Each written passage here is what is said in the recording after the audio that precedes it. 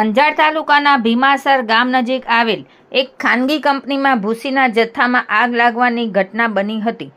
આ ઘટના તારીખ 12 જૂનના રોજ અંદાજે સાંજે 5 વાગે બનતા ભચાઉ નગરપાલિકા ફાયર વિભાગને જાણ કરવામાં આવી હતી।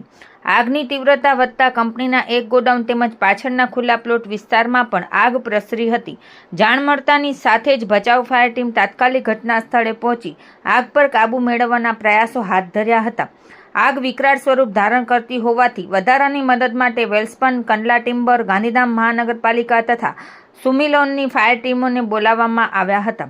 તમામ ફાયર ટીમોના સંયુક્ત અને સતત પ્રયાસોના પરિણામે આગ પર સંપૂર્ણ કાબૂ મેળવી લેવામાં આવ્યો હતો।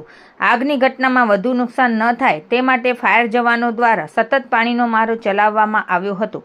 આ કામગીરીમાં ભચાઉ ફાયર ટીમના પ્રવીણ દાફડા, કુલદીપભાઈ અને શક્તિસિંહે મહત્વપૂર્ણ કામગીરી બજાવી હતી।